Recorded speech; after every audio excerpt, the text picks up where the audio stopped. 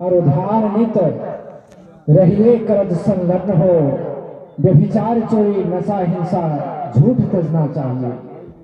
सज्जनों, अभी हम लोग स्वामी कमलानंद बाबा की श्रीमुख से अमृतमयी वाणी का श्रवण कर रहे थे। अब हम लोग मुख्य अतिथि स्वामी सत्यप्रकाश जी महाराज, जो महर्षि में ही आश्रम सिद्धपीठ कुप्पा घाट से पधारे हुए हैं। ये ऐसे आराध्य देव के शिष्य हैं जिनके बारे में हम लोग जानते हैं। बगल में बांका जिला में एक बभनगामा ग्राम है, वहां एक सज्जन ने आराध्य देव का सत्संग लिया था। सत्संग का समय हो चुका था, कल सत्संग होना था और उसके एक दिन पूर्व ही उनका लड़का का देहांत हो जाता है। सभी ग्रामवासी कहने लगे कि देखो, सत्संग करने से क्या मिलता है। यही हुआ कि इनका लड़का मर गया। बहुत गांव वाले बहुत तरह की टिप्पणी करने लगे, लेकिन आराध्य देव के प्रति उनकी अटूट श्रद्धा थी। जो सत्संग कराने वाले थे, उन्होंने अपने पुत्र को ढक दिया और किसी को नहीं बताया। इसलिए नहीं बताया कि सत्संग में व्यवधान उत्पन्न हो जाएगी। सुबह प्रातःकालीन का सत्संग प्रारंभ हुआ। आराध्य देव आए, वह सामने बैठे हुए थे, बड़ा मासूमियत थी, चेहरे पे बड़ा उदासी था। उन्होंने फिर भी आराध्य देव को नहीं बताया, लेकिन बगल के जो ग्रामीण थे उन्होंने बता दिया कि हुजूर, आराध्य देव उनके उदासी को देखकर कहते हैं कि क्या तुम्हारा बेटा मर गया है। ग्रामीणों ने कहा, हुजूर सही में इनका लड़का मर गया है। बोले कहाँ है, चलो। एक लाठी रखते थे आराध्य देव और चलते हैं उनके निवास पर। जैसे ही जाते हैं तो लोग कहते हैं क्या होगा, गुरु महाराज जा रहे हैं, देख के फिर वापस आ जाएंगे। गए, वहां उनकी माँ बेहोश अवस्था में पड़ी थी। अब सोचिए, जिनका लड़का मर जाए उनकी माँ को कैसा लगेगा। वह बेहोश थे। आराध्य देव जाते हैं और कहते हैं इनकी माँ कहाँ है। बोले हुजूर वह तो बेहोश है। बोले बुलाइए उनको। किसी तरह बुलाया गया। उनकी माँ आई और कहते हैं उस बच्चे के नाम को लेके कि इसे दूध पिलाइए। जैसे ही माँ उठाती है, बच्चा जीवित हो जाता है। बोलिए श्री सद्गुरु महाराज की जय। ऐसे आराध्य देव जिनके जो मौत के मुंह से निकाल सकते हैं, ऐसे आराध्य देव के शिष्य हमारे सत्यप्रकाश जी महाराज, जो गुरु महाराज के ज्ञान का डंका बजाने के लिए नगर नगर डगर डगर में अपना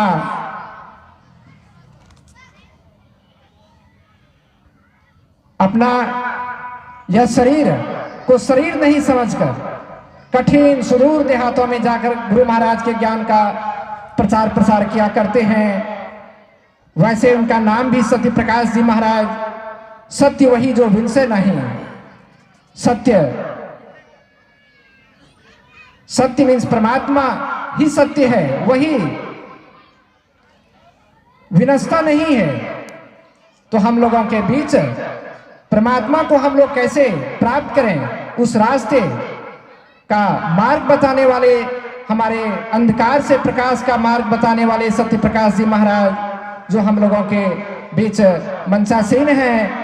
मैं निवेदन करूंगा कि अपने श्रीमुख से हम अभागे जीव को इस लोक से परलोक तक संवारने का मार्ग प्रशस्त करने की कृपा की जाए।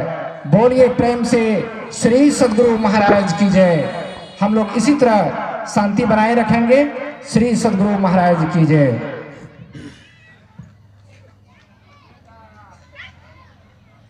अखंडानंद बोधाय शिष्य संतापहारिणे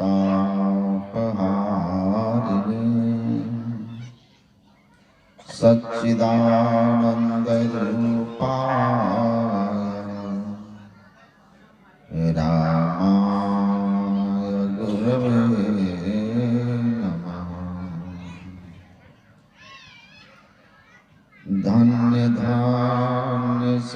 गुरु सुखदा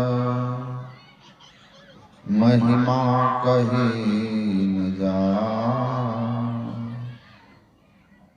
जो कुछ कहूँ तुम्हारी कृपा माते कछु न बसा।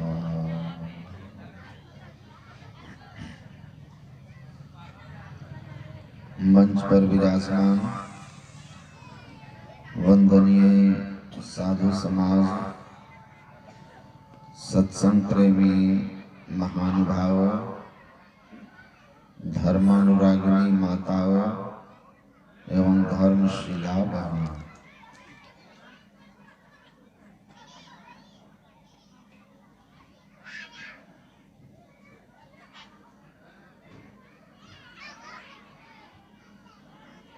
हम लोग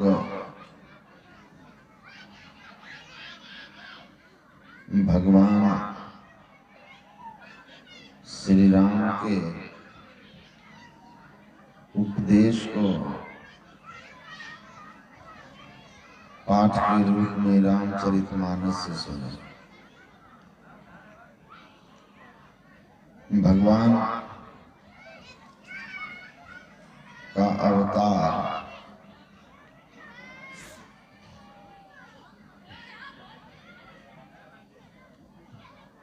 संसार के लोगों को धर्म का मार्ग दिखाने के लिए होता है, सत्य का मार्ग दिखाने के लिए होता है, धर्म की स्थापना और अधर्म के संहार के लिए होता है। भगवान राम अपने प्रजाजनों से कहते हैं, और सीधे अर्थ में आप समझ लीजिए कि हम सब लोग भगवान की प्रजा हैं। हम सब लोगों को भगवान ने उत्पन्न किया है और हम सब लोग उन्हीं के शासन में हैं। सब मम किए सब मम उपजाए। भगवान राम कहते हैं सब मेरे ही किए हैं, सब मेरे ही उपजाए हुए हैं। तो हम लोग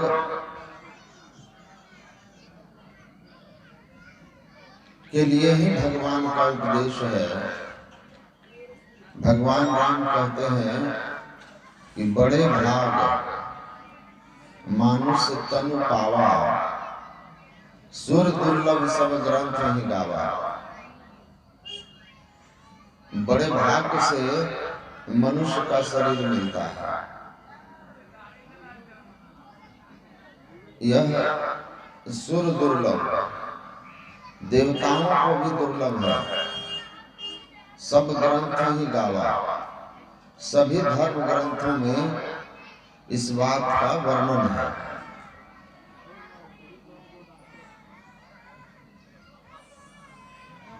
सुर मतलब देवता। विचारना है कि हम लोग देवता से विशेष शरीर में है। महाभारत में एक प्रसंग आता है,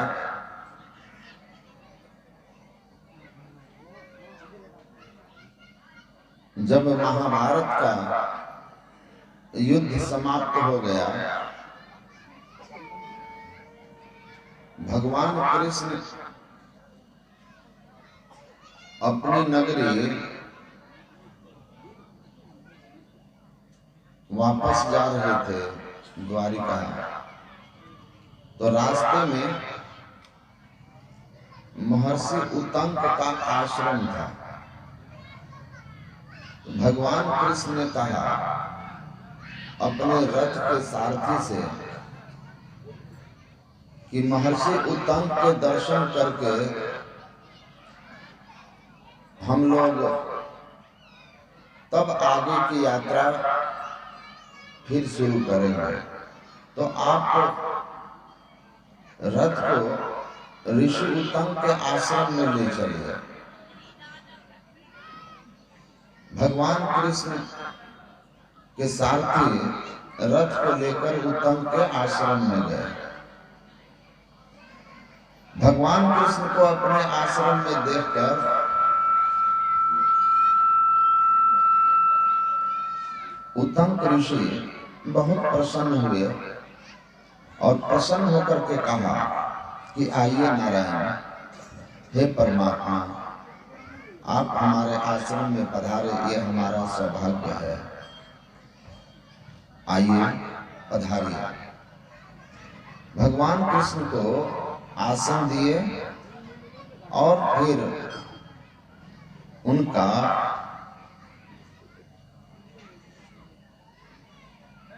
अर्चन वंदन कर भगवान से उन्होंने पूछा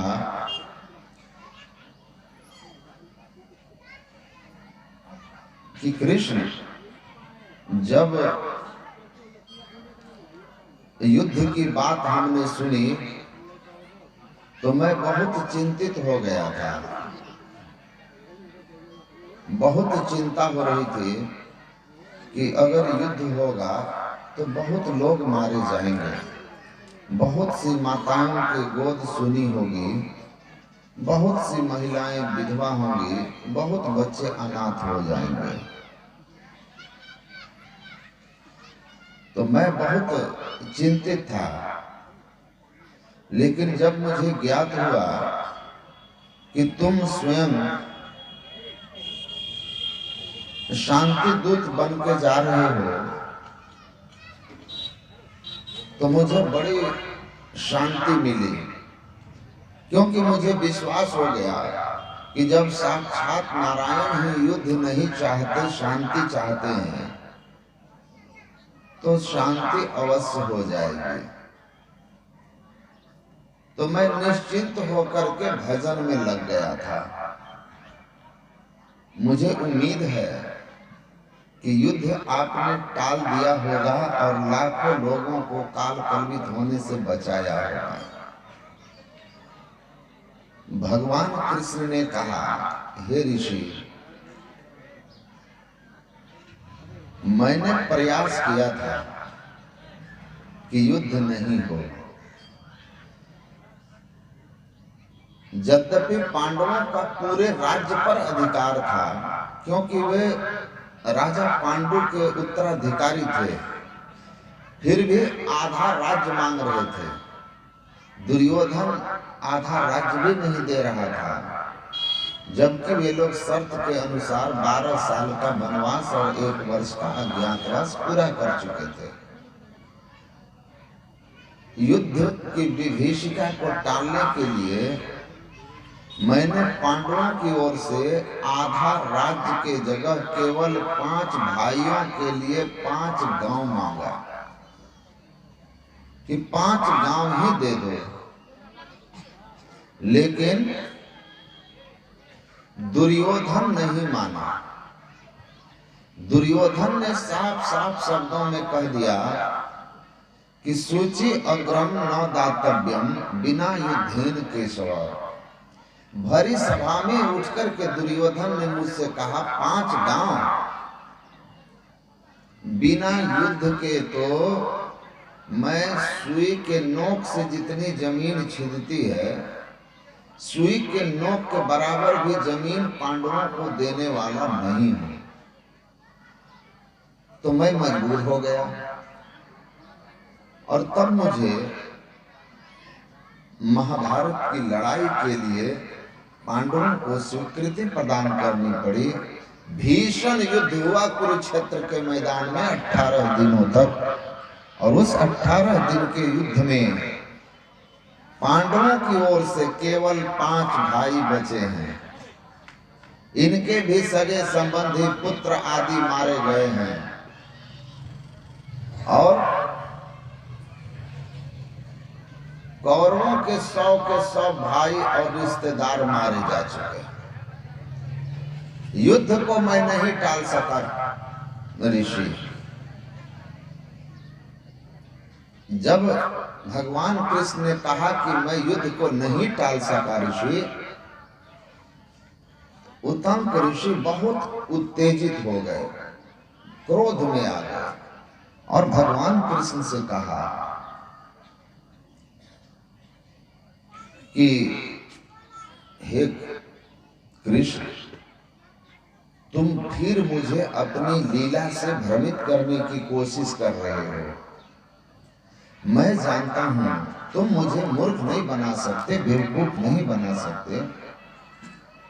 मुझे ज्ञात है कि यह प्रकृति द्वय उत्पत्ति लय होवे प्रभु की मौज से। हम लोग जानते हैं कि यह जड़ चेतन प्रकृति परमात्मा की मौज से उत्पन्न होती है। प्रातः कल हम लोगों ने प्रवचन में सुना, वेद मंत्र के पाठ में सुना कि ओम इंजानः प्रथमं मनस्तत्वाय सविता धियं न अग्निर ज्योतिर्निचाय पृथिव्या अध्यावर्त, कि इस जगत को उत्पन्न करने वाले परम पिता परमात्मा, तो इस जगत को उत्पन्न करने वाले परमात्मा। और भगवान श्री कृष्ण स्वयं कहते हैं कि ममे वांसे जीव लोके जीव भूत सनातन, मेरा ही सनातन अंश जीव कहलाता है जब वो किसी शरीर में फंसता है या शरीर में आ जाता है। तो शरीरस्थ मेरा अंश जीवात्मा कहलाता है। तुम जड़ चेतन प्रकृति को उत्पन्न करने वाले नारायण हो। तुम्हारी इच्छा से जब प्रकृति बनती है, सृष्टि बनती है, और एक इच्छा से सृष्टि का नाश हो जाता है, प्रलय हो जाता है, तो तुम नारायण चाहोगे कि युद्ध नहीं हो और दुर्योधन युद्ध कर देगा। तुम्हारी इच्छा के विपरीत दुर्योधन की इच्छा हो जाएगी और वो युद्ध कर देगा। तुम मुझे मूर्ख नहीं बना सकते। तुमने प्रयास ही नहीं किया, तुम केवल दिखावा किया, केवल लीलाएं कर दी, भ्रमित कर दिया। तुमने कोई कोशिश नहीं की। मैं तुमको लाखों लाख लोगों के मारे जाने का दोषी मानता हूं और इसलिए मैं तुमको श्राप दे रहा हूं। जब वो श्राप देने के लिए खड़े हो गए तो भगवान कृष्ण ने हाथ जोड़ लिया और हाथ जोड़कर कहा कि ऋषि, पहले आप मेरी बात सुनिए। मैं अभी नर लीला कर रहा हूं, नारायण लीला नहीं कर रहा। मैं नर रूप में अवतरित हुआ हूं और नर लीला कर रहा हूं। भगवान राम का हम लोगों ने उपदेश सुना। भगवान राम का अवतार हुआ। भगत हेतु भगवान प्रभु राम धरे चेतन भो, किए चरित पावन परम प्राकृत नर अनुरूप। तो कहते हैं कि भगवान राम संसार के हित के लिए अवतार लिए, नर रूप धारण किए और नर लीला किए चरित पावन परम प्राकृत नर अनुरूप, नर के अनुरूप लीला किए। तो भगवान कृष्ण कहते हैं मैंने मैं नर लीला कर रहा हूं, नर रूप में हूं, नर लीला कर रहा हूं, कोई नारायण लीला नहीं कर रहा। प्रकृति को उत्पन्न करना और प्रलय करना ये नारायण लीला है। और अभी मैं नर रूप में होकर के अपनी लीलाओं से संसार का मार्ग प्रदर्शन करता हूं कि एक मनुष्य को कैसा होना चाहिए। मैं 5 गांव मांग करके दिखा रहा था कि युद्ध में किसी पक्ष को लाभ नहीं होता, इसीलिए कम से कम पा करके भी अगर शांति हो जाए तो समझिए कि आपने सौदा अच्छा किया है। क्योंकि पांडवों को भी क्या मिला? पांडवों को भी राज्य तो मिल गया, लेकिन साथ में भोगने के लिए कोई रिश्तेदार और यहां तक कि कोई पुत्र भी साथ नहीं है, अब सब मारे जा चुके हैं। तो ये हमारी नर लीला है, इसको आप समझें। इस कथा को महाभारत में सुन करके महर्षि वैशंपायन जी महाराज से राजा जन्मेजय ने पूछा कि ऋषि, अच्छा ये बताइए कि भगवान कृष्ण नारायण थे, ईश्वर के अवतार थे, ये बात उत्तम ऋषि जानते थे। वो जानते थे कि नारायण का अवतार है, ये ईश्वर है। तो उत्तम मनुष्य थे और कृष्ण भगवान थे।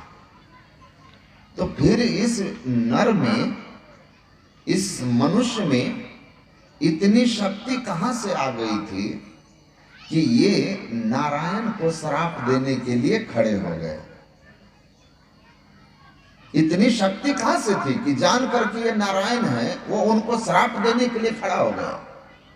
और भगवान ने भी उसके महिमा को रखा और हाथ जोड़ करके कहा कि आप मेरी बात तो सुन लीजिए, फिर श्राप देंगे, पहले सफाई तो लेने दे। तो इस मनुष्य में इतनी शक्ति कहां से आ गई? एक नर इतना शक्तिशाली कैसे हो गया? तब महर्षि वैशंपायन जी वेद व्यास के प्रमुख शिष्य थे। उन्होंने कहा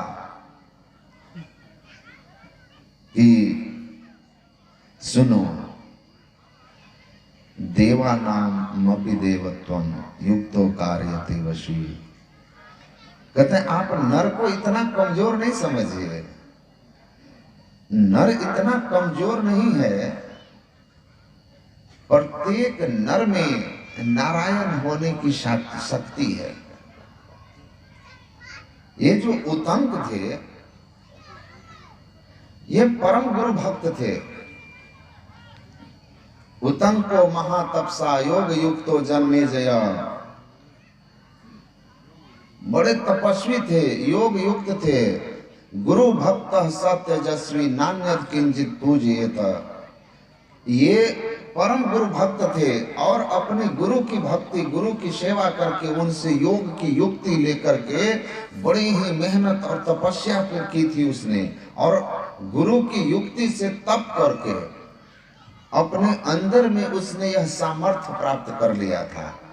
और इस सामर्थ्य के बल पर उस गुरु भक्त ने नारायण को चुनौती दी थी। सुनो, देवानाम अपि देवत्वम युक्तो कार्यते वशी। मनुष्य जब अपने आप अपनी इंद्रियों का संयम करता है, भगवान कह रहे थे ना कि यही तन कर फल विषय न भाई, स्वर्ग स्वल्प अंत दुखदाई, नर तन पाई विषय मन देहि, पलटी सुधाते सठ मिसले। देखिए, भगवान कह रहे हैं कि आपको जो मनुष्य शरीर मिला है, यह भोगों के लिए नहीं मिला है, भोग के लिए नहीं मिला है। भोगम रोगम, भोग करना। हमारे मन संचालक जी कह रहे थे, ओम प्रकाश जी, कि आप भोगों में रहते हैं तो पशुवत हैं। और भगवान कृष्ण की भी वाणी में है कि आहार निद्रा भय मैथुनम च समान में तत्पशु भी नराना। आहार भोजन करना, पशु भी भोजन करते हैं, पशुओं को भी नींद आती है। भय पशु को भी होता है। आप डंडा उठाइए तो भागते हैं ना पशु, पक्षी उड़ जाती है ना। तो भय और संतान उत्पन्न करने का गुण, कहते हैं ये चारों गुण मनुष्य और पशु में एक समान रूप से होता है। ज्ञानम नराणाम अधिकम विशेषो, ज्ञानेन हीनः पशु भी समाना। ज्ञान से मनुष्य विशेष होता है। कौन सा ज्ञान? तो कहा ज्ञानान मोक्ष मवाप्नोति। जिस ज्ञान से जीव को जन्म और मरण से मुक्ति मिलती है, जिस ज्ञान से जीव सारे दुख से छूटता है, उस ज्ञान से मनुष्य मनुष्य कहलाता है। तो हम मनुष्य बने तो कहते हैं कि ज्ञान से मनुष्य की महिमा है। अगर भोग में रत हैं तो कोई बड़ी बात नहीं है।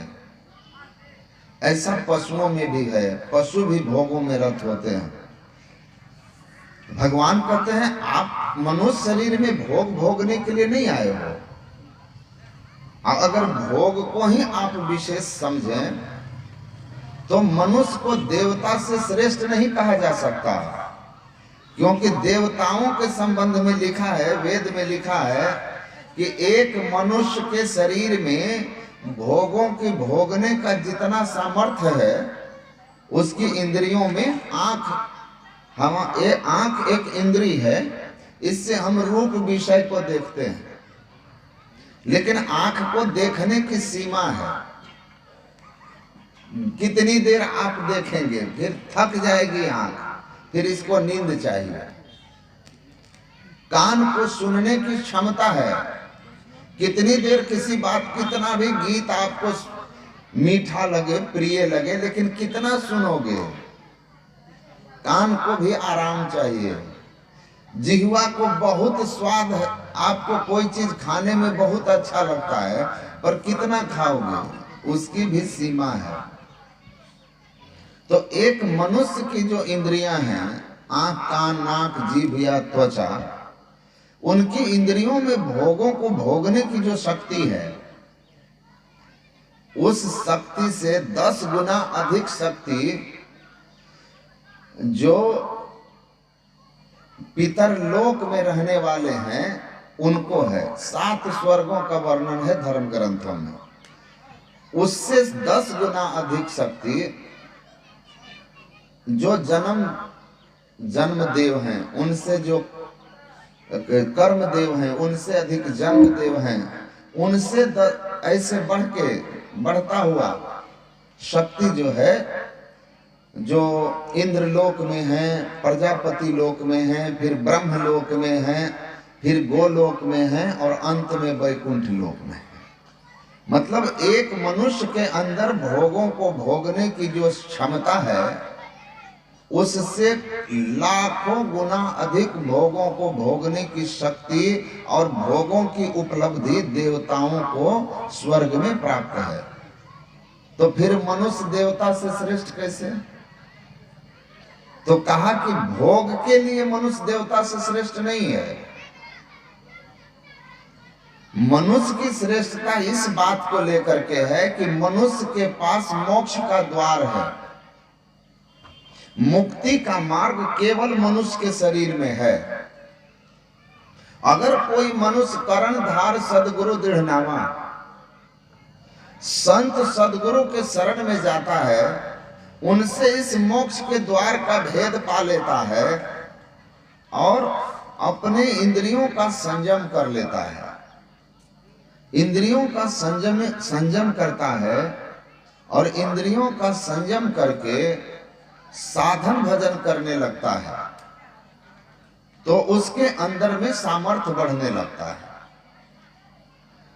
सदगुरु पशु मानुष करें, पशुओं की तरह जो आहार, निद्रा, भय और संतान उत्पत्ति के गुण मात्र थे, गुरु कर्णधार सदगुरु दृढ़नामा इस मनुष्य शरीर रूपी नाव को जन्म मरण के चक्र रूपी भव सागर से मुक्त करने के लिए भगवान कहते हैं कि गुरु कर्णधार हैं, गुरु मल्लाह हैं।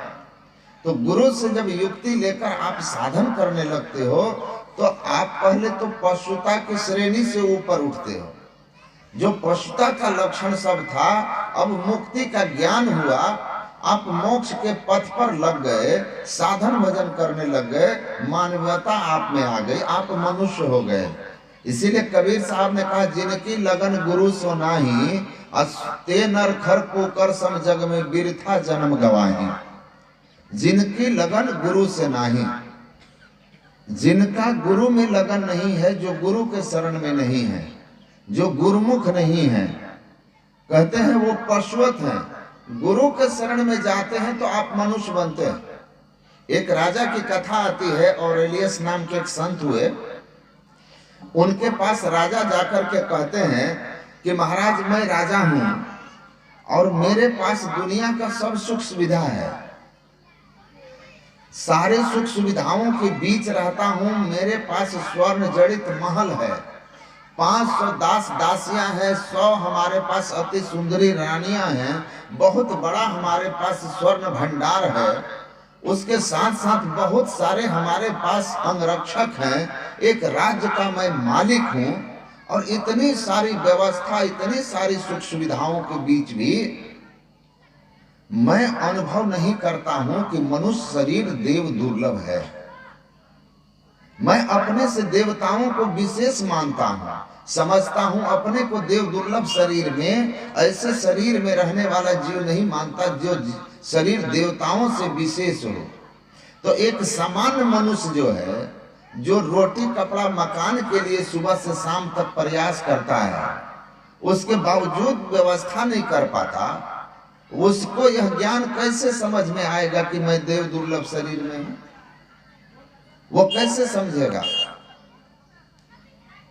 तो संत ऑरेलियस ने कहा कि हे राजन,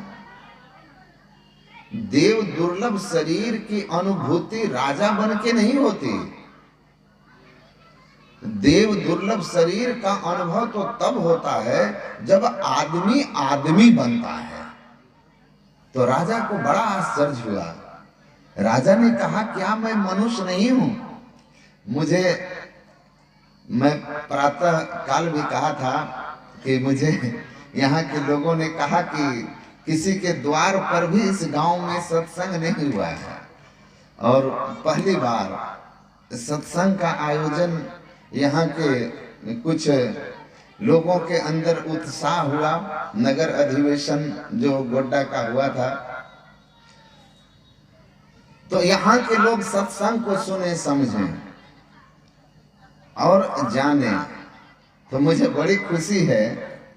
मुझे नंदलाल जी फोन पर बोले थे कि बाबा एक ऐसा जगह है जहाँ गोड्डा में सत्संग की गंगा बहती है, लेकिन कुछ जगह ऐसे हैं जो गंगा का किनारा देखा ही नहीं।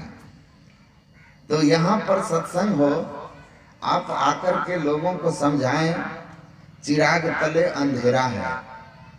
तो मुझे भी लगा कि चलना चाहिए और ऐसे जगह में जाना चाहिए जहाँ लोगों के पास ज्ञान नहीं है। हमारे गुरु महाराज कहते थे कि ऐसे लोग जब मेरे पास आते हैं जिनको कोई पूछने वाला नहीं है, जिनको कोई पूछने वाला नहीं है, समाज के आखिरी पैदान पर बैठे हुए लोग हैं। इस समाज में उनकी संख्या बहुतायत में है। तो वैसे लोगों के बीच ऐसे लोगों को ज्ञान उपदेश करता हूं तो मुझे लगता है कि मेरा साधु बनना सफल हो गया। मुझे बड़ी प्रसन्नता होती है। गुरु महाराज कहते थे जिनको कोई पूछने वाला नहीं है। बड़ों के यहाँ तो सब जाते हैं, सब जाते हैं, और उनके बीच जाना जहां लोग नहीं जानते, जिनके पास सुविधाएं नहीं है, जिनके पास कोई नहीं पहुंचता, उनके बीच जाकर के ज्ञान का प्रचार करना चाहिए। जोते हुए खेत में आप कितना भी हल चला दीजिए, क्या महिमा है? बंजर भूमि को उपजाऊ बना दीजिए, तब आपकी महिमा है। बंजर भूमि को उपजाऊ बनाइए।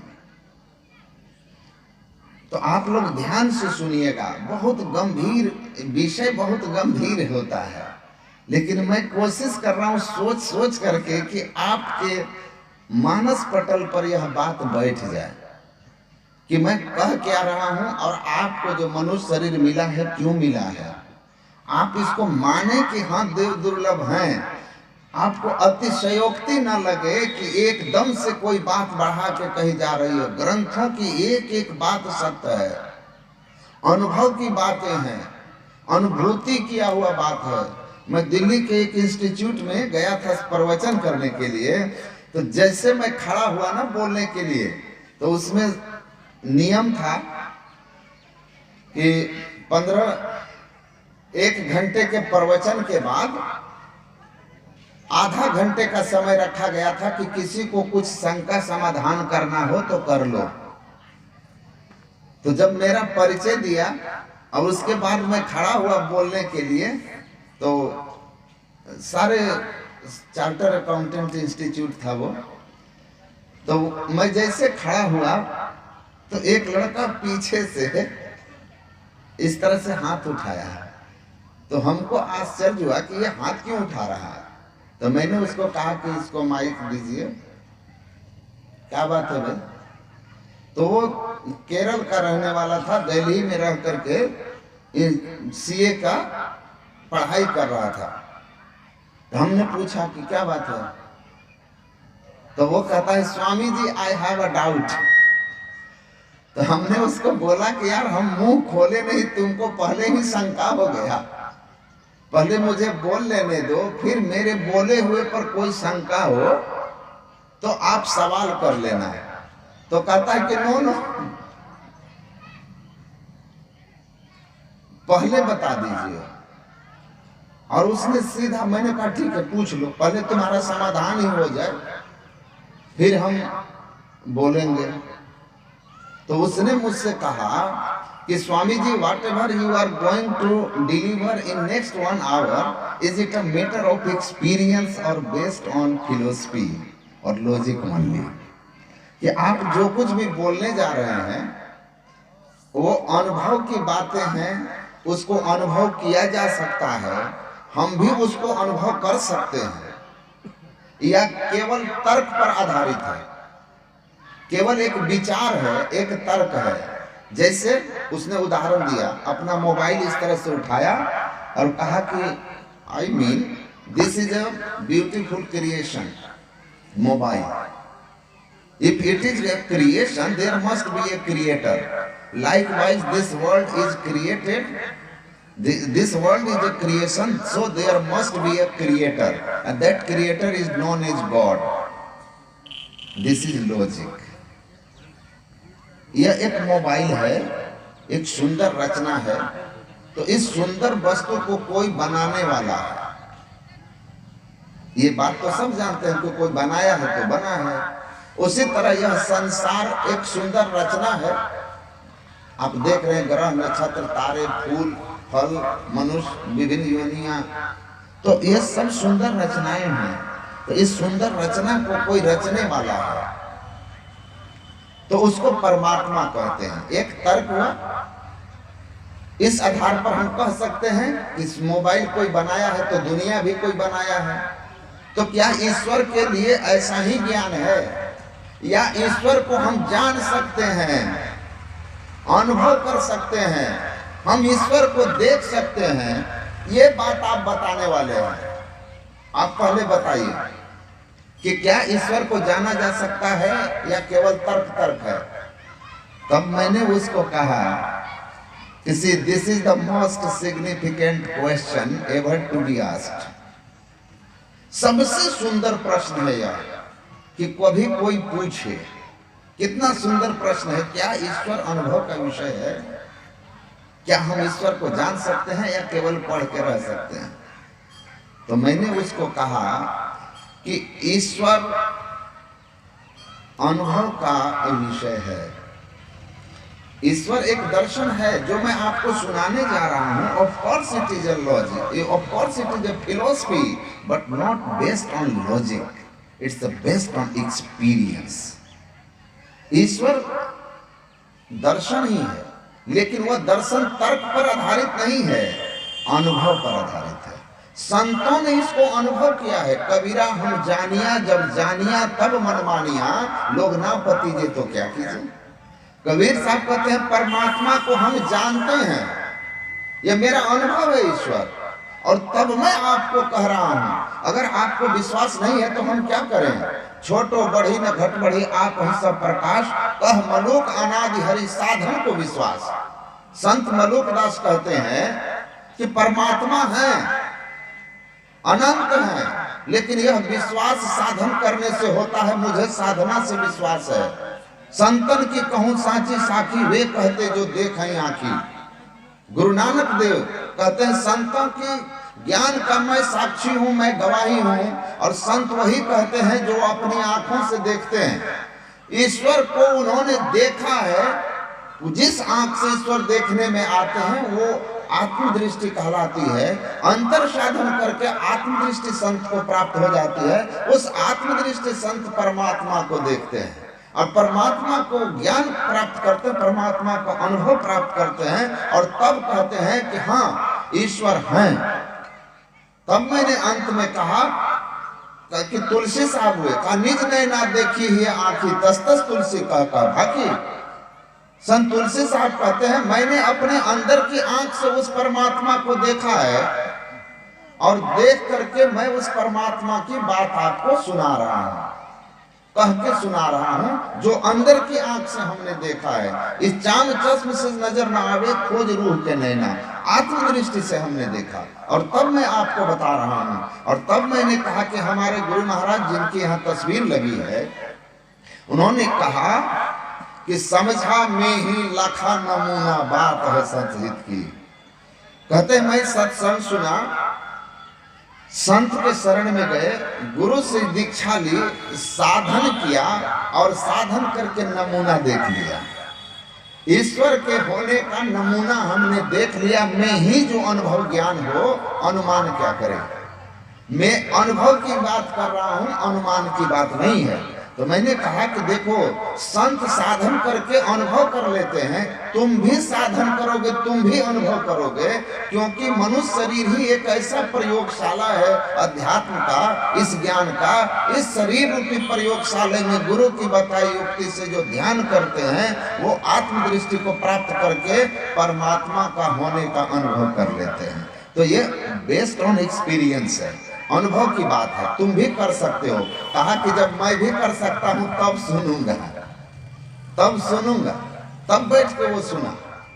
तो ऑरेलियस कहते हैं कि हे राजन, तुम जो कह रहे हो कि सारी सुख सुविधाओं के रहने के बावजूद मुझे अनुभव नहीं होता कि मनुष्य देवता से श्रेष्ठ है, तो फिर यह आप बताइए कि एक समान आदमी जो संसार के जीवन निर्वाह के साधनों के लिए रात दिन प्रयत्न करता है, रिक्शा चला रहा है, मजदूरी कर रहा है, वो कैसे विश्वास करेगा कि हम देव दुर्लभ शरीर में हैं। तो उन्होंने कहा कि देव दुर्लभ शरीर को अनुभव करने के लिए राजा होने और संसार के सुख सुविधाओं की कोई जरूरत नहीं है, केवल और केवल मनुष्य बनने की जरूरत है। तब राजा ने कहा कि महाराज मैं मनुष्य नहीं हूं, मैं मनुष्य नहीं हूं, मैं मनुष्य शरीर में ही तो हूं। तो उन्होंने कहा कि मनुष्य शरीर में हो, मनुष्य अभी तक नहीं हो। अब कौन कहेगा, राजा को इतनी हिम्मत तो किसी संत को ही हो सकती है कि कह दे कि हे राजन तुम मनुष्य शरीर में तो हो लेकिन मनुष्य नहीं हो। कोई कहेगा? हिम्मत चाहिए, बड़ी ऊंची छाती चाहिए उसके लिए कि आप ऐसा बोल सके। तो वो संत ही बोलते हैं, क्योंकि अभयम, भगवान कृष्ण ने कहा संत का पहला लक्षण तो यही है कि अभयम, वे निर्भीक होते हैं, उनको भय नहीं होता, कोई भय नहीं होता। तब सिकंदर विश्व विजेता सिकंदर जब पहुंचा और जाकर कहा कि ऋषि दांडयायन से कि आप हमारे साथ चलिए, तो कहा कि हम नहीं जाएंगे। कहा कि मेरे साथ चलिएगा तो बहुत ऊंचा पद देंगे, बहुत धन संपत्ति देंगे, बहुत सम्मान मिलेगा। कहा कि इन सब चीजों का मेरे जीवन में कोई महत्व नहीं है, ना मैं पद को महत्व देता हूँ ना धन दौलत को, मैं इन सब को मिट्टी के समान समझता हूँ। बोलो अब क्या कहते हो? तो कहा कि देखते हो तलवार, गर्दन काट देंगे। तो ठठा करके हंसा महर्षि दांडयायन ने और सिकंदर को कहा कि हे बादशाह, तुम एक धरती के छोटे से हिस्से को जीते हुए हो, तुमको इतना अहंग है। मैं उस बादशाह को जानता हूँ जिस बादशाह के एक इच्छा से तुम्हारे जैसे हजारों बादशाह पानी के बुलबुले की तरह बनते और मिटते हैं। तुम मुझे धमकी दे रहे हो कि जान मार देंगे, गर्दन काट देंगे। जिस शरीर से तुम मुझे अलग करने की बात कर रहे हो, उस शरीर से मैं बहुत पहले अलग हो चुका हूं और मैं अपने अविनाशी स्वरूप को जानता हूं।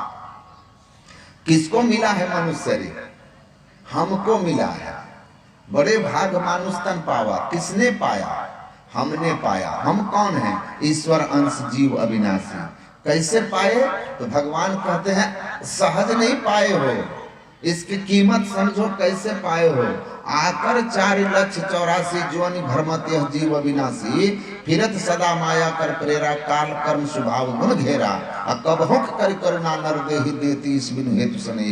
आप 84 लाख जोनियों में भटक रहे थे, विभिन्न जोनियों में थे। पशु पक्षी कृमि आदि की जोनि में भर में उबार हो। नर तन अब ही कृपा कर दीनो, अब प्रभु करो उबार हो। का जानो क्या पुण्य प्रकटो तेरे मानुखा अवतार, 84 भुक्ति घनी बहुत सही जम्मार, भरम फिरे तो लोक में तऊ न मानी हार, तऊ न मानी हार मुक्ति की चाह न किनी, हीरा दे ही पाए मोल माटी के दिनी। मूर्ख जन समझे नहीं, समझाया बहुबार। कहते हैं आप 84 लाख योनियों में थे, पशु पक्षी कृमि सब योनि में रहे और भटकते भटकते बहुत तरह के दुख को सहते हुए आप मनुष्य शरीर में आए हैं। और ये आना आपका मनुष्य शरीर में अनायास नहीं है, सहज नहीं है। ईश्वर ने बड़ी कृपा की और मनुष्य के शरीर में आप आ गए। तो आप अविनाशी जीव हैं। शरीर की मृत्यु के साथ आपकी मृत्यु नहीं होती है। शरीर जीवन का अंत नहीं है। कहते हैं death is not the end of life but it is a beginning of new life. जीवन का मृत्यु अंत नहीं होता, एक नई जीवन की शुरुआत होता है। लेकिन वो नया जीवन कहाँ निर्भर करता है? कहते हैं action performed as human on earth. जीव मनुष्य शरीर में आकर जैसा कर्म करता है, उसी कर्म से उसके आगे का जीवन तय होता है। इसीलिए मनुष्य शरीर में आकर के अगर आप मनुष्य जीवन को नहीं समझ सके और अपने कर्म को ठीक नहीं कर सके, तो कबीर साहब कहते हैं 1,84 भर्म के पांव पे अटके आए, अब की पासा ना पड़ा तो फिर 84 जाए। संत दुल्हन दास ने कहा अब की चूक माफ न होगी, दुल्हन अचल मुकाम। संत दुल्हन दास कहते हैं इस बार चूक गए तो कोई माफी नहीं मिलने वाली, क्योंकि ईश्वर के अनुग्रह को, कृपा को आपने लात मार दी है। तो आप मनुष्य शरीर में आए हैं तो भगवान स्वयं अवतार लेकर समझा रहे हैं कि हे जीवात्मा सुन लो, शरीर का मरण जन्म होगा, तुम मरते नहीं हो, तुम नष्ट होते नहीं हो, शरीर को बदल देते हो। वसांस जीर्णानि यथा विहाय नवानि गृह्णाति नरो प्राणी, तथा शरीरानि विहाय जीर्णानि अन्यानि संयाति नवानि देहि। जैसे पुराने वस्त्र को त्याग करके मनुष्य नया वस्त्र धारण कर लेता है, वैसे ही आत्मा शरीर में, शरीर जीर्ण शीर्ण हो जाने पर इसका त्याग करके नया वस्त्र धारण कर लेता है। लेकिन वो नया वस्त्र जो मिलता है शरीर के रूप में, वो जरूरी नहीं कि मनुष्य का ही वस्त्र हो, वो आपके कर्म पर है। कर्मण्यवाधिकारस्ते मां फलेषु कदाचन। आपने कर्म कैसा किया है उस पर निर्भर करेगा कि आपको अगला वस्त्र कैसा मिलने वाला है। हो सकता है अगर कर्म की दिशा सही नहीं है, तो आप सुन रहे थे संदीप जी से कि कह रहे थे कि मनुष्य शरीर में 3 ओर जाने की सीढ़ी है, स्वर्ग नरक अपवर्ग निषेनी। स्वर्ग में जाने की, नरक में जाने की, मोक्ष में जाने की सीढ़ी है। इस दुर्लभ शरीर को पाकर के आपने अगर यही तनकर फल विषय न भाई, लेकिन आप विषय भोगी ही बने रह गए, केवल परिवार, बच्चा, घर, धन संपत्ति में ही लगे रह गए। अब भगवान का सुमिरन भजन नहीं किया, नाम नहीं लिया, ईश्वर के स्मरण नहीं किया, तो ईश्वर आपको कहाँ भेजेंगे? नरक में जाइएगा, नरक में जाइएगा, नरक के भोगों को भोगिएगा और सिर धुनी धुनी पछताए। भगवान कहते सिर धुन धुन कर पछताओगे, काल ही कर्म ही ईश्वर ही मिथ्या दोष लगाए। तब कहोगे हमको समय नहीं मिला, हमको समय नहीं मिला, क्या करें? दुनिया में सब काम के लिए समय था, भगवान का नाम लेने के लिए समय नहीं था। तो भगवान कहेंगे तो उसी काम में लगे रहो, जाओ 84 लाख योनियों में भोग में ही भोगना, तुम्हारा काम ही खत्म हो जाएगा। तो आप किधर जा रहे हैं उस पर निर्भर करता है। तो इस दुर्लभ शरीर की महिमा को भगवान कहते हैं जीवात्मा हो तुम समझो इस बात को, मिला है क्या करो, पहले आदमी बनो। आदमी का गुण तुम में होना चाहिए। मनुष्य में मानवता का मोल, मनुष्य में मानवता का मोल। आप में मानवीय गुण है कि नहीं? दिखते आप आदमी की तरह हैं। अब भोजन आपका मांस है तो मांस भोजन बाघ सिंह का है, बाघ सिंह का है। भगवान शिव माता पार्वती संवाद है जिसमें भगवान शिव से माता पार्वती कहती हैं कि हे स्वामी, मनुष्य शरीर प्राप्त करके जो मांस मछली नशा आदि का सेवन करता है उस मनुष्य के संबंध में आपके क्या विचार हैं? तो देखिए कहा ना ऑरेलियस ने राजा से कि पहले मनुष्य तो बनो तो अनुभव करोगे। तो कहा भगवान शिव कहते हैं हे पार्वती, जो मनुष्य शरीर में आकर मांस मछली अंडा आदि का सेवन करता है वो मेरे नजर में क्या है? कहते हैं आत्म अर्थे पर प्राणान हिंसाद स्वादु फलेक्षया गृद्ध व्याघ्र श्रृंगालश्च राक्षसश्च समस्तुषः। ठीक से समझ लीजिए इसको। भगवान शिव कहते हैं जो मनुष्य शरीर में आकर के मांस मछली नशा का सेवन करता है ऐसे मनुष्य मेरे नजर में गिद्ध, गिद्ध समझते हैं? गीध आजकल खत्म हो गया, खत्म हो गया। मैं दरभंगा जिला में जा रहा था सत्संग करने तो कोई ऐसे ही मरा हुआ पशु छोड़ दिया था तो दुर्गंध आ रही थी। तो मैंने कहा कि देखिए पहले गिद्ध थे तो कोई पशु छोड़ देते थे तो उसको खा के खत्म कर देते थे, अब गिद्ध खत्म हो गए इसीलिए पशु फेंक दो तो दुर्गंध आता है। तो जो मेरे साथ में थे जो ले जा रहे थे दरभंगा वाले वो हमको कहते हैं कि स्वामी जी गिद्ध का काम जो है ना खत्म हो गया है। जितने गिद्ध थे ना सब मर करके अब मनुष्य अवतार ले लिए हैं। अब गिद्ध का काम तो मनुष्य ही कर दे रहा है तो गिद्ध को छुट्टी हो गई। तो गिद्ध क्या खाता है? गिद्ध मुर्दा ही तो खाता है। और आप क्या खाते हैं? एक मरे घर, कबीर साहब कहते हैं एक मरे घर आग न जारे, एक मरे घर आग न जारे, एक मरे सीझे रसोई। घर में कोई मर जाता है तो आप चूल्हा नहीं जलाते, आप चूल्हा नहीं जलाते और घर और बकरा मार कर मुर्गा मार करके उसी चूल्हा में पकाते हैं। ये आपका कैसा ज्ञान है? कैसा ज्ञान है आपका? तो भगवान शिव कहते हैं कि वो गिद्ध है, व्याघ्र बाघ है, श्रृंगाल सियार है, राक्षस है और कुछ भी तुम कह सको तो सब है, लेकिन आदमी तो मेरी नजर में नहीं है। तो आदमी बनने के लिए तो पहली बात है कि खान पान को प्रथम सुधारो। खान पान पहले सुधारिए, नशा सुधारिए। नशा मत कीजिए। एक आदमी दारू पी लिया, दारू पी करके यहाँ तो खूब चलता है ना झारखंड रस, तो झारखंड रस पी लिया और जा रहा है। और कभी देखे हैं सारे वृक्ष में जब पत्ते लगते हैं ना बसंत ऋतु सब में देखिएगा फल आने के पहले पत्ता लगेगा, फूल लगेगा। अब महुआ फरे पत्र खोए, महुआ जब फलता है तो उसका पत्ता झड़ जाता है। ऐसे पतित का जो फल रस पान करे क्यों न फजीहत होए। तो ऐसे पतित महुआ का रस पान कीजिएगा तो फजीहत क्यों नहीं होगी? फजीहत क्यों नहीं होगी? तो पी करके जा रहा है, नशे में था पूरा।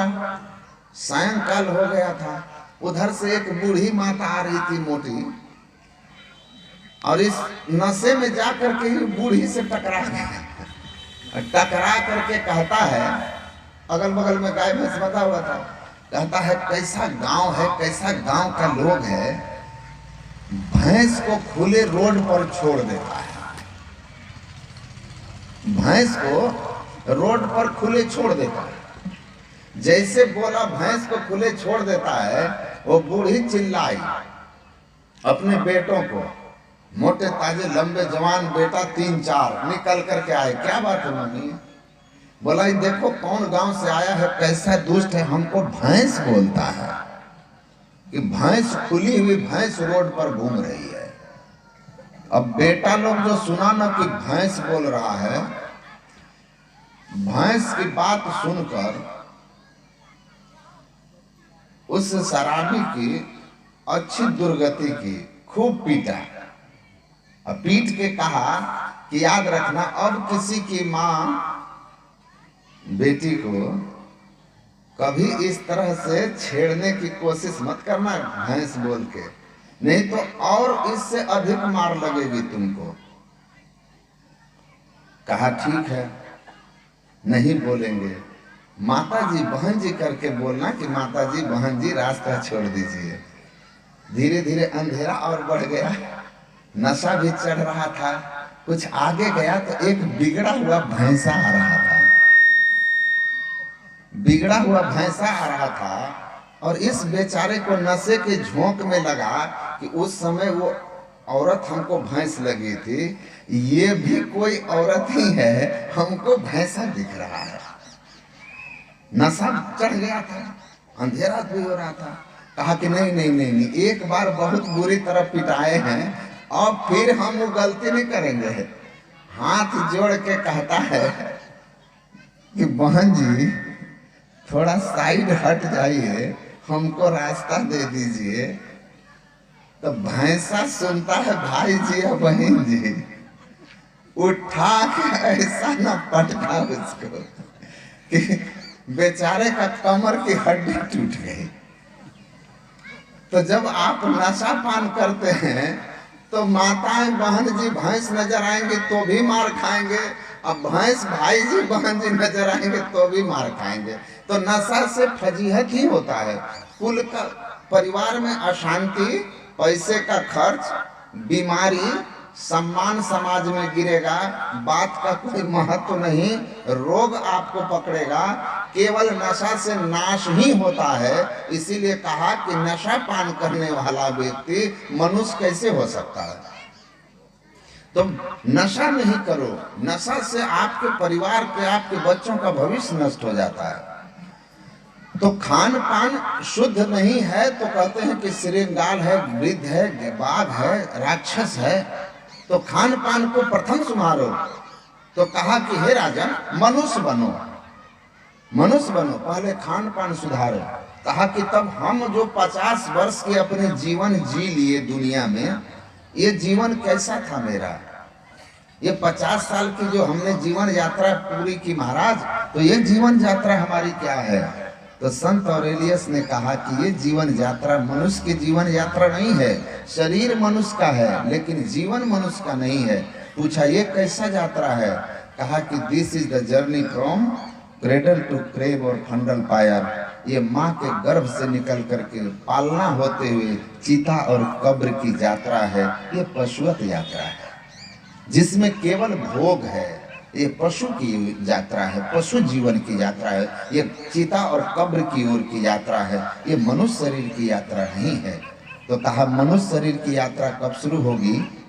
तब ऑरेलियस ने कहा searching of being is the beginning of life. जिस दिन मनुष्य गुरु के शरण में जाकर के दीक्षा शिक्षा लेता है और भगवान की भक्ति करना शुरू करता है, ईश्वर की खोज शुरू करता है, उस दिन से उसकी मनुष्य जीवन की यात्रा शुरू होती है।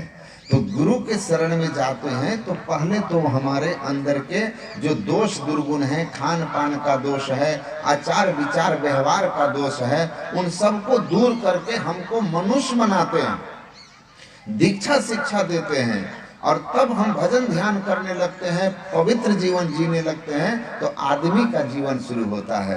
अब सतगुरु पशु मानुष करे, मानुष से सिद्ध सोए।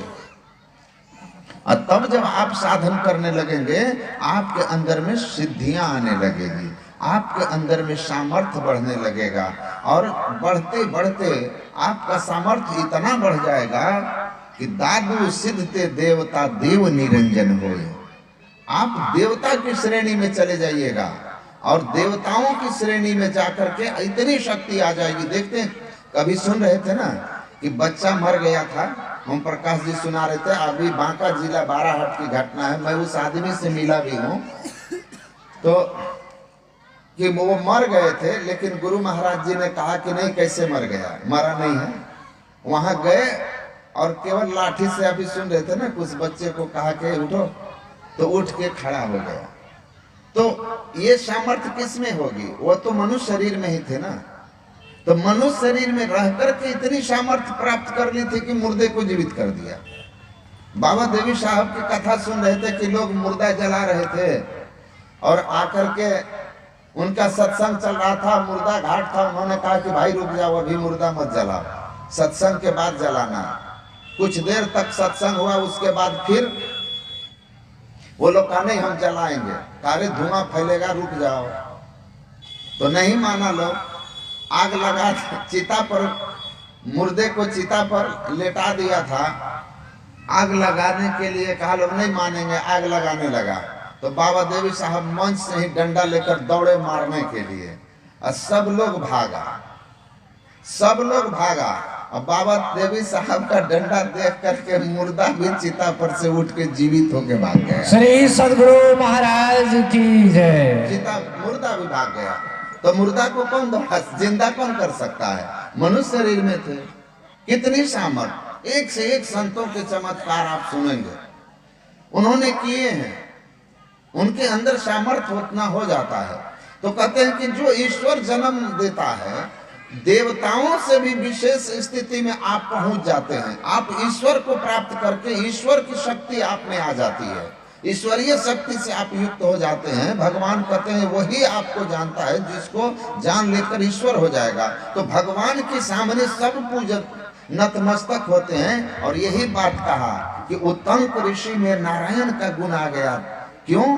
कि देवानामपि देवत्वम, वो देवताओं के लिए भी पूज्य हो गए थे, क्योंकि वो अपने गुरु की भक्ति और युक्ति से अपने अंदर में नारायण की शक्ति प्राप्त कर ली थी। तब नारायण के सामने खड़े होकर के वो श्राप देने के लिए आ गए। तो मनुष्य शरीर में इतना सामर्थ्य है, आपको भी वही शक्ति मिली है, आपको भी वही शरीर है, आपके शरीर में भी उतनी ही सारी व्यवस्थाएं हैं जितना एक संत के शरीर में है। तो आप क्यों नहीं हो सकते? संत कहते हैं आप इसलिए नहीं हुए हैं क्यों आप अपने अंदर के साधन का उपयोग नहीं करते। आप भी दीक्षा शिक्षा लेकर के साधन भजन कीजिए, खान पान पवित्र करके, तो आप में भी वह शक्ति सामर्थ्य आ जाएगा। आप भी देवानामपि देवत्वम युक्तो कारयते वशी हो सकते हैं, आप भी उत्तंक हो सकते हैं। तो कहा राजन भक्ति जिस दिन करोगे ना, उस दिन से आदमी बनोगे। रविदास जी महाराज चमार थे, माता सबरी मुसर भिलनी थी, लेकिन उनके अंदर में कितना सामर्थ्य था। कोई राजा तो नहीं थे रविदास, संत कबीर कोई राजा तो नहीं थे, वो जुलाहे थे, लेकिन भक्ति की थी, गुरु से युक्ति लेकर साधन भजन किया था। तो वह देव दुर्लभ शरीर को पाकर के इसमें जो व्यवस्था थी, उस व्यवस्था का उन्होंने उपयोग किया और अपने अंदर के मोक्ष के द्वार को गुरु की युक्ति से खोजा और खोज करके मोक्ष के गति की ओर बढ़े और बढ़ करके अपने आप को उतना महान बना लिए। तो कहा राजन, राजा होकर के आप देव दुर्लभ शरीर की अनुभूति नहीं कर सकते, मनुष्य हो, गुरु से युक्ति लेकर पवित्र खान पान करके साधन करके आप अनुभव कर सकते हो। एक अवस्था आपकी ऐसी आएगी जब आप गुरु की कृपा से अपने अंदर में इतने सामर्थ्यवान हो जाओगे कि आप स्वयं कहोगे बड़े भाग्यवान स्तन पावा। तो राजा होने की जरूरत नहीं है, आचरणवान होने की जरूरी है। सदाचारी रह करके गुरु युक्ति लेकर के ध्यान भजन करने की जरूरत है। जब ध्यान भजन करेंगे तो ईश्वर की कृपा से आपका लोक भी बनेगा। भगवान कृष्ण ने कहा जो मेरे भक्त होते हैं उनका योगक्षेम मैं वहन करता हूँ, योगक्षेम वहा में हम, मैं उसके योगक्षेम को वहन करता हूँ। अर्थात केवल मुक्ति तो होगी ही, शक्ति तो बढ़ेगी ही, लेकिन भगवान के शरण में रहने वाले का भगवान योग से वहन करते हैं। कहने का मतलब जो आपको संसार में जरूरत की चीज होगी, भगवान उसकी, अगर आपके पास नहीं है तो भगवान उसकी व्यवस्था करते हैं, और जो चीज आपके पास है भगवान उसकी रक्षा करते हैं। तो आपकी रक्षा और आपके सुखों की व्यवस्था भगवान अपने हाथ में ले लेते हैं, जो भगवान के शरणागति में चले जाते हैं। तो आप खान पान को शुद्ध करके ध्यान सत्संग करिएगा तो यह मनुष्य शरीर आपका सार्थक होगा, आप सच्चे अर्थ में मनुष्य होइएगा। तो सच्चे अर्थ में मानव बनना है, तब हम देवता की श्रेणी में उठ जाएंगे भजन करके। देवता से बढ़ करके हम देव निरंजन परमात्मा को प्राप्त करके मोक्ष पालेंगे। हमारी इतनी शक्ति, इतनी व्यवस्था हो जाएगी। भगवान राम यही समझा रहे हैं, आप इस दुर्लभ शरीर को पा करके केवल भोगों में मत रहिए, नहीं तो भोग एक दिन शरीर छूटेगा, फिर यह दुर्लभ शरीर आपके हाथ से निकल जाएगा। महाराज दत्तात्रेय ने राजा यदु से कहा था, यह प्राप्त मानुषे लोके मोक्ष द्वारा मपावृतम गृहेषु खगवत सप्तस तमारूढ़म च्युतम विदुहु। कहा, हे राजा, यह देव दुर्लभ शरीर को प्राप्त करके जो मोक्ष के द्वार से युक्त है, जिस द्वार का पता गुरु बताते हैं, क्योंकि बिन दया संतन के में ही जानना इस राह को हुआ नहीं, होता नहीं, वह होनहारा है नहीं। गुरु से दीक्षा शिक्षा लेकर अपने अंदर मोक्ष का द्वार है। 2 आंख का द्वार, 2 कान का द्वार, 2 नाक का द्वार, 1 मुंह का द्वार और मल मूत्र त्यागने के 9 द्वार हैं। ये 9 द्वार जम के द्वार हैं। इन 9 द्वार से जो मरता है, मरते समय 9 द्वारों में से जो जीव निकलता है उसको जम पकड़ लेता है, क्योंकि 9 द्वार हो रामा अति ही मलिन होता। ये मलिन द्वार है, इससे जम के पास में बंध जाते हैं और जमलोक जाते हैं। लेकिन हमारे अंदर में 10वां द्वार है, जिसको मोक्ष का द्वार कहते हैं, जिसको शिव नेत्र कहते हैं, सुषुम्ना कहते हैं, जो दोनों आंखों के मध्य में है। वो द्वार हमारा बंद है। गुरु भेद देवे सार, खोले बंद 10म द्वार। गुरु की युक्ति से जब हम बैठ करके भजन ध्यान करते हैं, नाम जप करते हैं, इष्ट रूप का ध्यान करते हैं, शिव नेत्र सहरक सुषुम्ना का ध्यान करते हैं, इसकी युक्ति जान करके, तो वह मोक्ष का द्वार हमारा खुल जाता है। मोक्ष के द्वार के खुल जाने के बाद हमारे अंदर में दिव्य ज्ञान प्रकट हो जाता है, दिव्य शक्ति प्रकट हो जाती है, दिव्य गुणों से हम युक्त हो जाते हैं। और तब हमको साधन करते करते दिव्य ज्योति और दिव्य नाद की साधना से हम परमात्मा के स्वरूप का साक्षात्कार करते हैं। जब हमको आत्मदृष्टि हो जाती है, तब ईश्वर हमको मिल जाते हैं, हमारा मानव जीवन सफल हो जाता है। तो 10म द्वार मोक्ष का द्वार जो है, ये बिना गुरु के कृपा और उनकी बताई युक्ति से कोई खोल नहीं पाता है। कहा, इसलिए हे राजन, ये जो इतनी ऊंचाई पर तुम आए हो, 84 लाख जोनियों से देव दुर्लभ शरीर से मनुष्य शरीर में, ऐसे शरीर को पाकर अगर केवल पशु पक्षी की तरफ बच्चे परिवार में ही आसक्त रह गए, तो यह देव दुर्लभ शरीर तुम्हारे हाथ से निकल जाएगा और तुम फिर 84 लाख जोनियों में चले जाओगे, फिर गहरे खाई में गिर जाओगे। इसीलिए राजन, राजमद में या संसार के किसी पद या धन के मद में नहीं आकर के इस दुर्लभ शरीर को पाए हो, तो सब छूटने वाली चीजों के बीच रहते हुए भी सदा रहने वाली दिन दिन बढ़त सवाई राम धन कबहू न लागे काई। राम धन परमात्मा की भक्ति की कमाई करो, वही कमाई साथ जाने वाला है। तो परमात्मा की भक्ति संत की सदयुक्ति से आप करें, खान पान शुद्ध करके, तो आप मोक्ष के द्वार में प्रवेश करेंगे। गुरु की कृपा होगी, संसार भी सुखी होगा, परलोक भी आपका सुखी होगा, परलोक भी सुखी होगा और ये जीवन आपका सार्थक हो जाएगा। वरना सिर धुनी धुनी भगवान राम अंत में कहते आत्महन गति जाए। जो ऐसा नहीं करता मनुष्य शरीर पाकर, तो आत्महत्या करने वाले की जो गति है, पहला जन्म भूत के पहियों प्रेत योनियों में जाता है, फिर वहाँ नाना प्रकार के कष्ट को सहता है, फिर 84 लाख योनि में जाकर के जीवन भर के लिए, अनंत काल के लिए पछताता है। भगवान कहते हैं, ऐसर बड़ो भलो रे भाई, बड़े शुभ अवसर है, इसका लाभ उठाइए। संत कबीर साहब की बात अंत में कबीर साहब कहते हैं, ऊंचे बैठे कचहरी न्याय चुकावते, ते माटी में मिल गए नजर नहीं आवते। माटी में मिल गए नजर नहीं आते। मैं कुछ दिन पहले पटना गया था, अभी हाल में काम था हमको पटना में। ट्रेन में बैठे थे, एक साहब मेरे बगल में बैठे, बड़े अच्छे व्यक्ति थे, मुंगेर के, बड़े ही सात्विक, बड़े प्यार से बातें कर रहे थे, सम्मान से धर्म चर्चा कर रहे थे।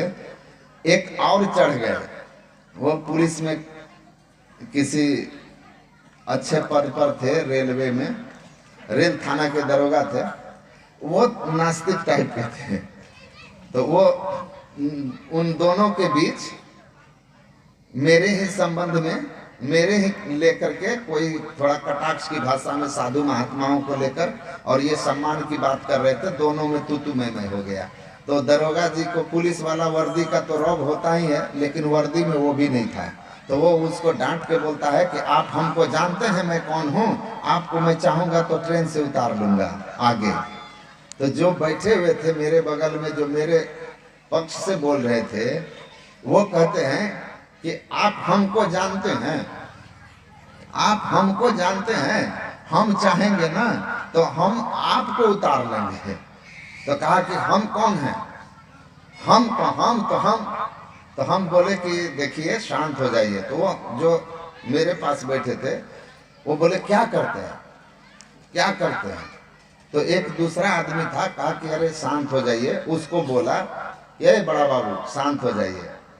तो बोला बड़ा बाबू हैं, कोई थाना के बड़ा बाबू हैं क्या? तो बोला कि हाँ ये रेल थाना के बड़ा बाबू हैं बख्तियारपुर में। कहा इसीलिए इतना टेढ़िया के बोल रहे थे, आप हमको जानते हैं, आप थाना के थानेदार हैं ना? तो हम एडीएम हैं पटना में, एडीएम है। आप जैसा थानेदार को हम ऐसे ऐसे नचा के ऐसे फेंकते हैं। तो दोनों चुप हो गया, शांत हो गया।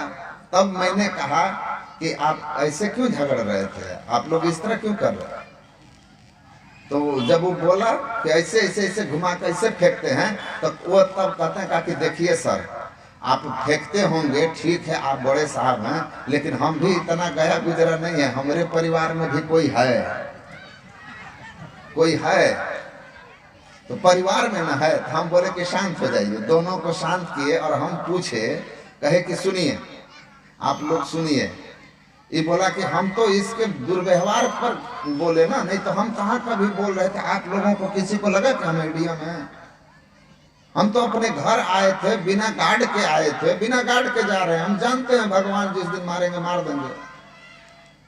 ये हमसे टेढ़ी कर रहे थे। तो हम उनको बड़े प्यार से कहे, दरोगा जी को कहे कि सुनिए सुनिए, आप जब कभी भी आपको किसी बात का या किसी को किसी बात का अहंकार हो जाए तो अकेले में जाके खड़ा हो जाइएगा और धरती माँ से पूछिएगा कि हे माँ धरती, तुमने एक विश्व विजेता सिकंदर को पैदा किया था जिसने आधी दुनिया जीत ली थी, वो सिकंदर कहाँ है? तो धरती माँ तो आवाज नहीं देगी, लेकिन आपकी अंतरात्मा से आवाज निकलेगा, वो आधी दुनिया का जीतने वाला बादशाह सिकंदर इसी मिट्टी में मिल गया, मिट्टी में मिल गया और उसकी अब कोई हो पहचान नहीं है। तो मैंने कहा कि अहंकार मत कीजिए, यहाँ सबको मिट जाना है, सब कुछ छूट जाना है। जो असली काम है वो कीजिए, भक्ति करेंगे अहंकार नहीं होगा, नहीं तो अहंकार से सब कुछ बिन से। जो आज है कल नहीं रहेगा, ये संसार परिवर्तनशील है, आत्मा अविनाशी है। तो जो धन नहीं नाश होने वाला है वो ईश्वर की भक्ति है। ईश्वर की भक्ति की कमाई कीजिए, दिन दिन बढ़त सवाई राम धन कबहू न लागे काई। कबीर सोई धन संचिए जो आगे को होए, अस्सी से चढ़ावत गांठरी जात न देखा कोई। संसार का धन लेके कोई नहीं गया। तो कबीर साहब कहते कि ऊंचे बैठे कचहरी न्याय चुकावते, ते माटी में मिल गए नजर नहीं आवते। तू माया धन धाम देख मत भूल रे, दिनचारी का खेल मिलेगा धूल रे। बार बार नर देह नहीं सुन वीर रे, चेत सको तो चेत कहे कबीर रे। तो अगर आप चेत जाए और इस शरीर को पाकर के भक्ति भाव, खान पान शुद्ध करके भक्ति भाव में लगे और संसार का भी काम करें, सुबह शाम भगवान का ध्यान भजन करें, मोक्ष के मार्ग का खोजी बने, तो यह मानव जीवन आपका सार्थक हो जाएगा। नहीं तो सिर धुन धुनी पछताए, काल ही कर्म ही ईश्वर ही मिथ्या दोष लगाए। आप दोष लगाएंगे क्या मिलेगा? चिड़िया चुग गई खेत, यह नरदेही हाथ न आवे चल तू अपने देश।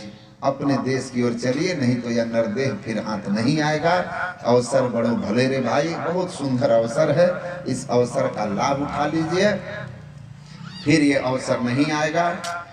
एक 2 मिनट का प्रसंग है। एक वृक्ष पर बंदर बंदरी बैठे थे, आकाशवाणी हुई कि बहुत शुभ मुहूर्त है, नीचे नदी है, डुबकी मार लो। जो डुबकी मारेगा पशु जो है मनुष्य हो जाएगा, मनुष्य जो है देवता हो जाएगा। बंदरी कहती है मार लीजिए डुबकी, बंदर कहता है छोड़ो, ये ऐसे झूठी आवाज है। कहा मार लीजिए डुबकी, फिर दोबारा आवाज आई कि शुभ मुहूर्त है, निकल रहा है, डुबकी मार लो, पशु से मनुष्य, मनुष्य से देवता हो जाओगे, देवता से ईश्वर हो जाओगे। लेकिन वो कहता छोड़ो छोड़ो। तब तक बंदरी बोली जाइए आप, नहीं तो हम मार लेते हैं डुबकी, कौन किसका इस दुनिया में है। और डुबकी मार ली, और डुबकी मारी जैसे नीचे से निकलती है तो दिव्य सुंदर नारी बन करके बाहर निकल रही है। और बंदर देखा कि अरे बंदरी तो सही में सुंदर स्त्री हो गई, तो हमको भी डुबकी मारना चाहिए। उसके बाद बंदर मारा डुबकी, तब तक मुहूर्त निकल चुका था, बंदर बंदरे रह गया, अब बंदरी नारी हो गई। तो ये शुभ मुहूर्त है आपके जीवन में। सत्संग पूर्व पुण्य प्रकट भयो, सत्संग के बीच में आई पड़ी। जन्म जन्मांतर का पुण्य प्रकट होता है, बिनु हरि कृपा न हो सो। हरि की कृपा होती है तब सत्संग मिलता है।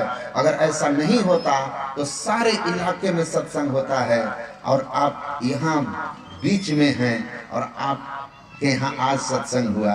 क्यों? क्योंकि हरि की कृपा आज हुई। मुझे बहुत संतोष है, संतुष्टि है कि बहुत लोग कम हैं, लेकिन इस बात की खुशी और संतुष्टि है कि ऐसे लोग हैं जिनके जीवन में पहली बार गुरु महाराज का, संतों का, बहुत लोगों को ज्ञान सुनने का अवसर मिला। यहाँ आप लोग पुनः प्रातःकाल उपस्थित होइएगा, सुनिएगा, समझिएगा, अपने जीवन को धन्य कीजिएगा, और फिर अवसर मिलेगा तो फिर आएंगे आप लोगों के बीच। कल तक तो जरूर हैं। बोलिए श्री सद्गुरु महाराज।